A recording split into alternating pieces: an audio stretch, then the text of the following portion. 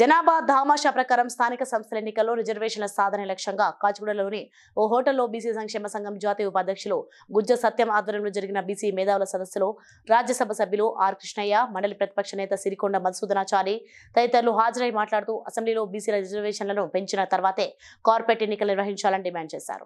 నిరాహారదీక్ష చేస్తాం, సత్యాగ్రహాలు చేస్తాం. తెలంగాణ ఉద్యమం అంటే డబుల్ గా మేము ఉద్యమం చేస్తామని చెప్పి బీసీలందరూ గ్రామాల నుంచి ఫోన్లు చేస్తారు. అందుకే పెద్దలు, విద్యులు, ఇండి కుల సంఘాల పెద్దలు వచ్చారు. మీరు సమయాన్ని, వృత్తిని వదులుకొని ఈ కులాల అభివృద్ధి కోసం ఎన్నో త్యాగాలు చేస్తున్నారు.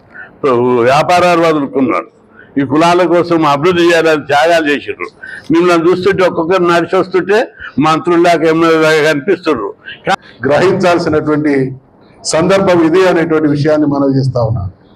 చాలా బాధ. ఈ దేశంలో 10,000 మంది లోకసభకు సభ్యులుగా ఎన్నుకోబడ్డారు. ఈ 10,000 మంది లోకసభకు ఎన్నుకోబడ్డటువంటి క్రమంలో మన దామాషా ప్రకారం చూస్తే మనం ఏ 5,000 6,000 మంది మన ప్రాతినిధ్యం ఉండాలి. ఉన్నదా? కృష్ణయ్య గారు చెప్పాలి.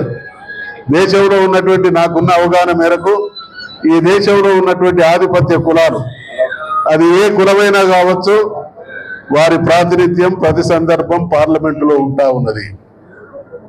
కానీ మెజార్టీగా ఉన్నటువంటి బీసీలలో అనేక సందర్భాల్లో మరి మనకు సోదరులు చెప్పిన దాని ప్రకారంగా తెలంగాణలో 100కు పైగా. Please like and share, subscribe to BCN Telugu News. Please like, share and subscribe to BCN Telugu News.